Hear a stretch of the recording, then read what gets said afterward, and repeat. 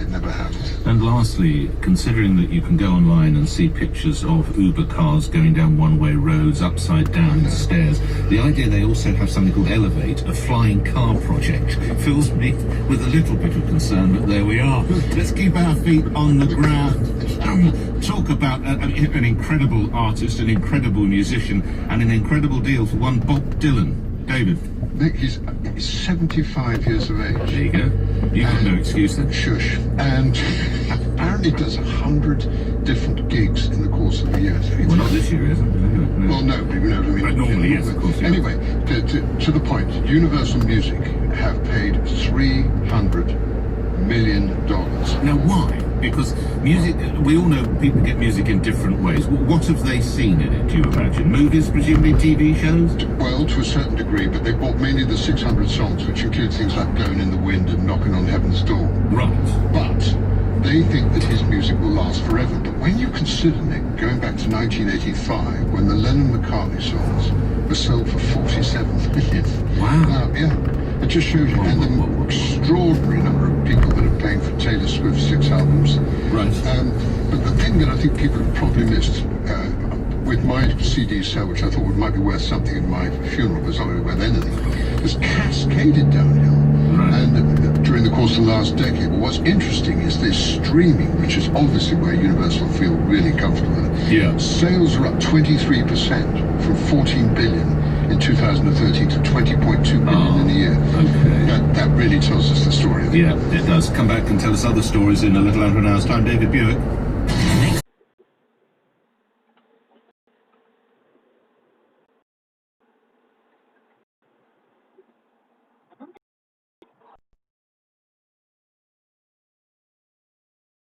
The West End hugely damaging. I mean, of course, the safety of people is absolutely important to living with the pandemic, but the cash reserves have been burnt right across the retailers, the restaurants, the hoteliers, and the West End employs 1 in 10 Londoners. So we have to manage the pandemic. We've got to obviously make sure safety is top priority, but if they are going to put London in tier 3, it's got to be matched by some financial packages to really get these businesses through this winter. Some people say that London is too big a unit to be placed in its whole. It should be almost stripped off north, south, east, west, or borough.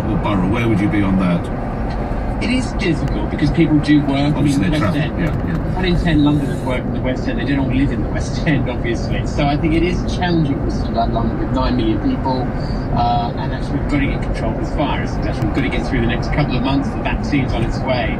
So I have some sympathy with the view about a London-wide approach. But look, if we do go to be financial package. But Nick, the bigger issue for us, the damaging thing this Chancellor has done for the West End and retailers is tax-free shopping. We're going to be the only country in Europe on the 1st of January to be taken out of the tax-free shopping scheme. Hugely damaging for all those who want to work next year. Thank you for your time, J.S. Tyrrell. 42.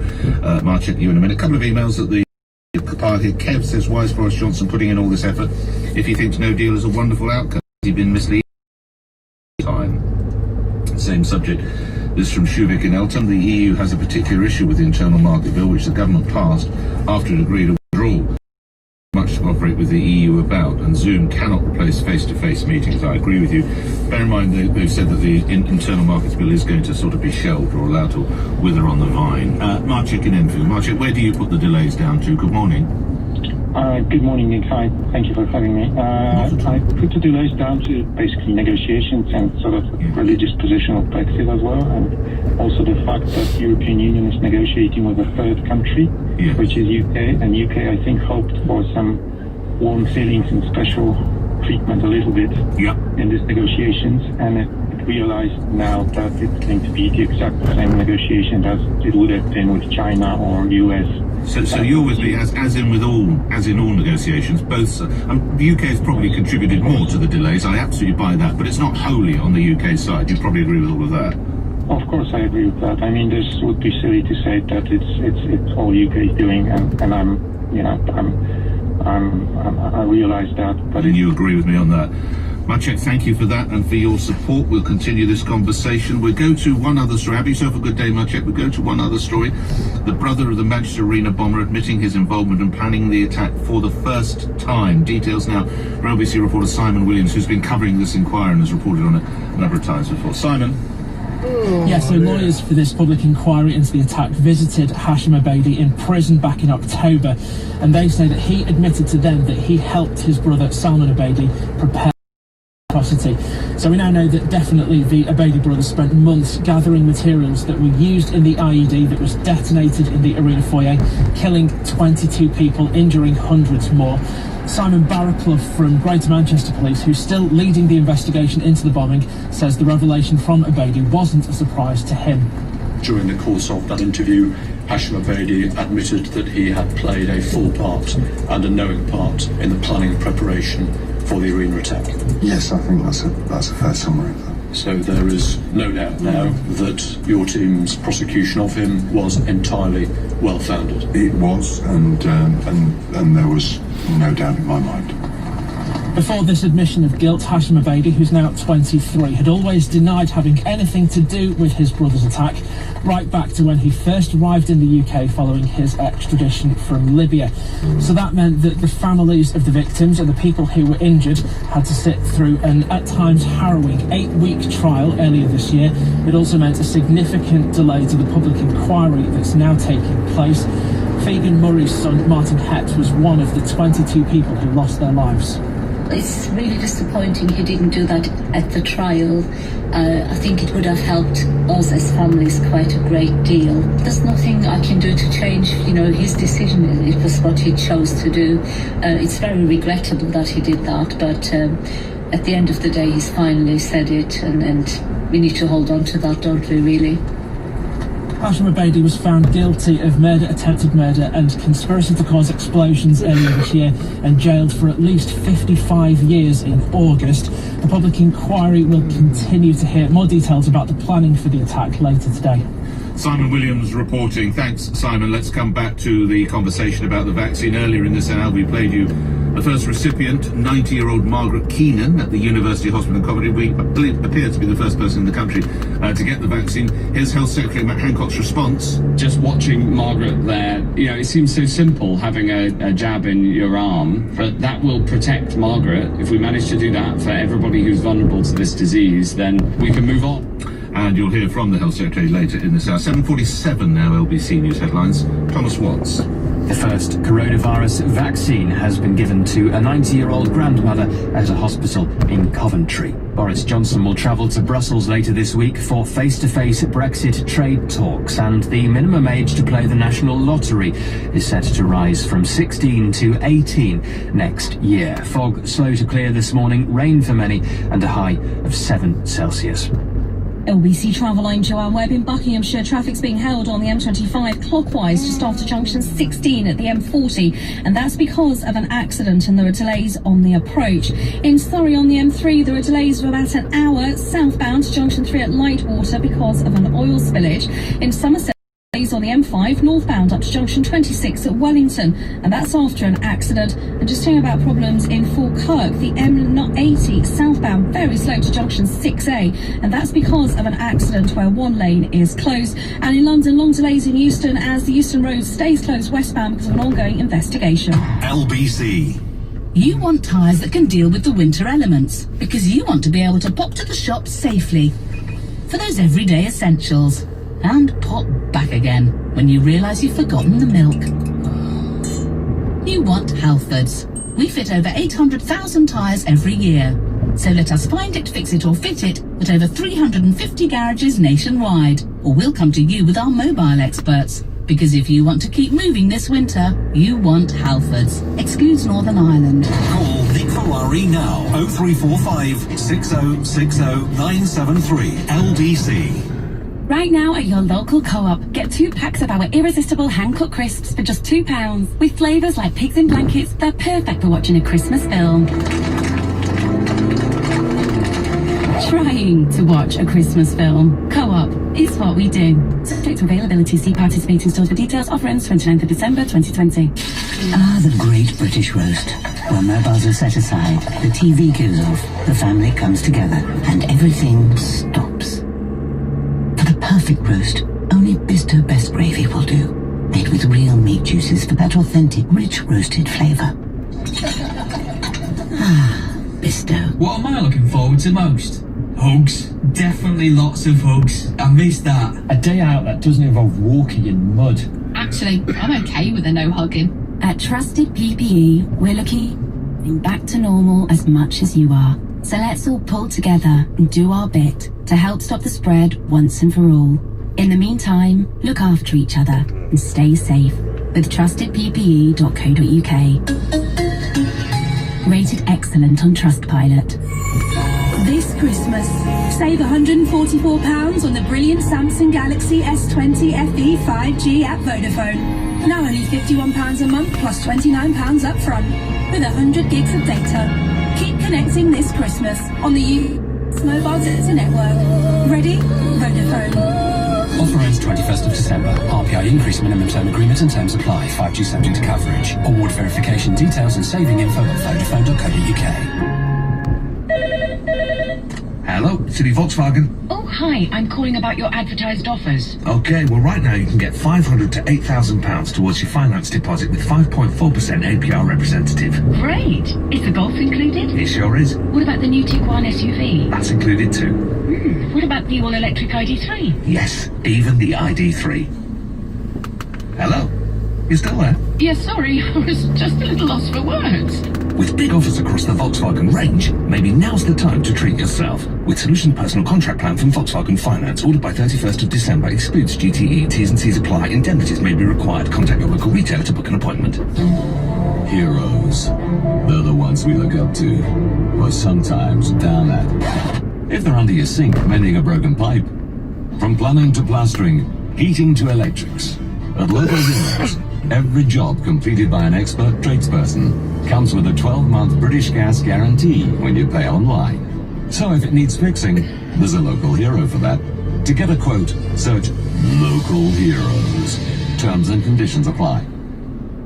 There's over 60 live games on Sky Sports this Christmas. See them all with our 2-for-1 football offer. Christmas has come early! This weekend, it's Man United versus City. Will Fernandez's flurry of goals continue? Fernandez, smashing it up. Or will Pep be walking in a City wonderland? Absolutely superb from City. Get Sky Sports Premier League and Sky Sports Football for just £18 extra a month. Search Get Sky Sports and upgrade today. Sky TV required. Offer ends 31st of December. Further terms apply. Nick Ferrari at breakfast. Call 0345 6060 973. 8 minutes before 8 is the time. You'll hear from Health Secretary Matt Hancock in just a moment. As we've already told you, the vaccination programme has started. We're going to look at this, of course, in more detail later in the show, but it would mean that the United Kingdom is ahead, so obviously there's something to celebrate there. Let's come to the conversation, though, concerning Brexit and the deal that hopefully is to be done. And one of the aspects that we're exploring is whether it's necessary for the Prime Minister. Zoom. This is picked up by Ben and you just said Ben in Scotland, a big place. The caller was right to suggest Zoom for the Boris meeting with the EU leaders tomorrow, and the same applies to the Royals. We need to realise that Zoom is the future. I'm sorry, I can't agree, Ben. I think something of this magnitude, you want to see the whites of someone's eyes, and if Ursula von der Leyen can stare into Boris's eyes, or the Prime Minister can say, look, I give you my word, I do think there's something face to face. But I'll stop on that, because let's come to a day which has to be said of celebration, paying due respect, of course, to those, sadly, who did not get over the line, the 60,000+ that so many of us have lost. But this is a day to give some hope, and let's turn to Health Secretary Matt Hancock, who joins me now. Secretary of State, when you, I assume, saw the video of Margaret Keenan getting the vaccination in Coventry, what went through your heart? Good morning. Oh, good morning. It's quite an emotional day. Yeah, it's quite an emotional day because almost were close to tears, because you've had it, you'll have lost people. Yeah. You fought with your colleagues with your sleeves rolled up. There will almost be a tear in your eye, I imagine, Secretary of State. Yeah, there is, because it's so important that we got to this point, and I'm so proud of having been able to get here this fast.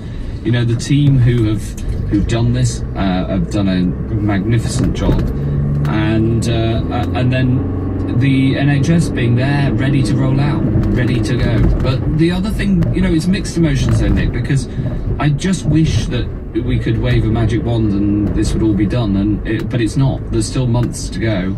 And we've got to hold our reserve. And actually, the thing I worry about is that people see these wonderful pictures on the news of Margaret and then William Shakespeare, absolutely fantastic, the second person to be vaccinated, and think, okay, this is done. And it's not done, and we've got to hold our resolve. Otherwise, more people sadly will die. Well, I was going to put that to you. I don't know whether you saw scenes in London and in Nottingham and elsewhere in the country. And while I'm not condoning it, I have to say, it is understandable that people are excited and they want to see friends and they want to go shopping or whatever. What is your message to those people, Mr. Hancock? We've got to hold our nerve. We've got to keep our resolve. Because this is still a deadly disease, and until we can protect everybody who, like Margaret, is at very high risk if they catch the disease, until we can do that, we've got to stick together.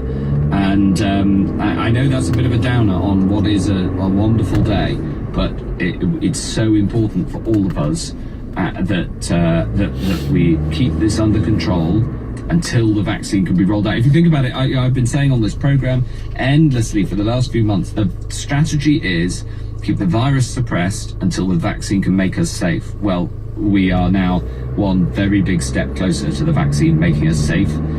But even for those who are vaccinated today, they need a second dose in 3 weeks' time, and then it takes a week for it to have full effect. So it's in 4 weeks that they'll be safe. And we've got millions of people to vaccinate, and so we've got to hold our nerve. So just to clarify, if you have the virus, you're still effectively live, able to give it for another 3 to 4 weeks after your first shot. Is that correct, Secretary? No, sorry. If you are vaccinated, like Margaret was this morning, she can't now pass it on. Then the immunisation from the vaccine comes a week after your second dose. But if she has it, will it cure it? Suppose she had it, or do you have to be tested prior to getting the vaccination? You don't, but it is, and people like me who've had it, we still get vaccinated.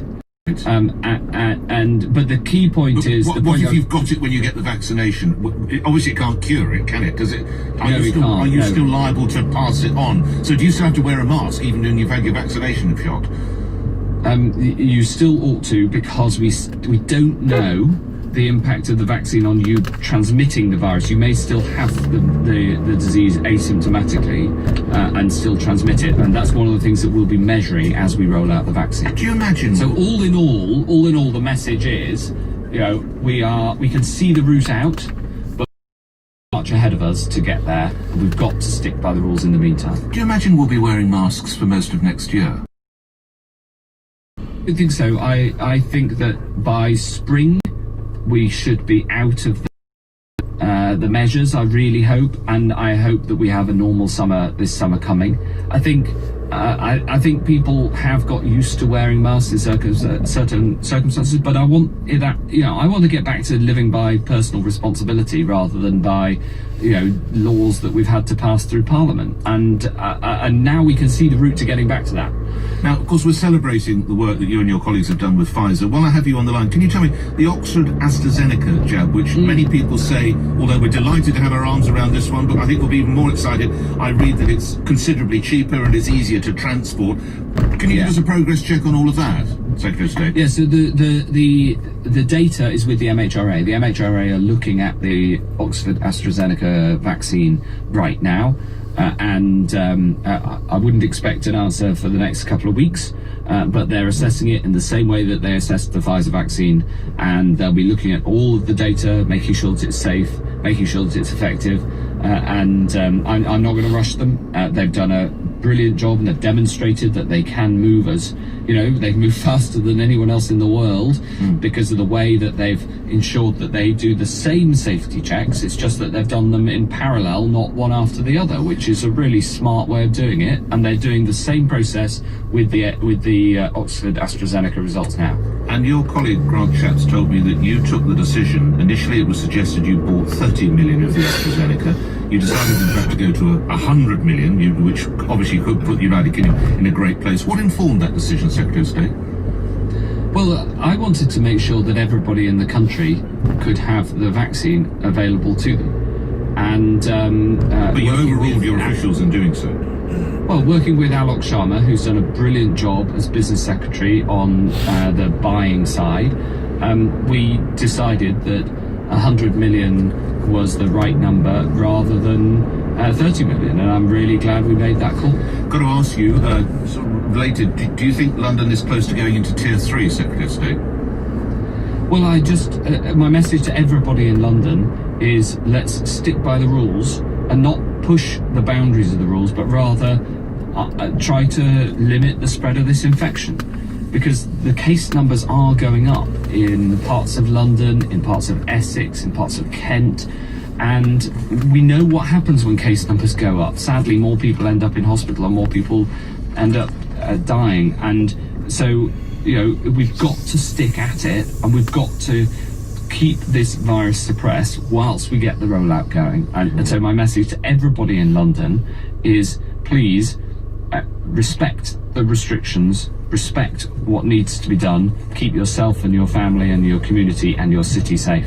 Last couple of points. Is it correct the RAF might be flying some of these vaccines into the UK, Secretary of State? Well, we've got that is one of our 5 contingencies. So, you know, I want to make sure this vaccine gets in all circumstances, and so we have 5 levels of contingency plan, and that is the 5th. So I hope we don't have to turn to that, but the RAF are there for us, as they always are. Just out of interest. The 4th is a commercial aircraft. So currently it's trucks, is it? It's hauliers currently, is it? That brings there's trucks, there's different routes by sea, then there's aircraft, and then there's military aircraft as the sort of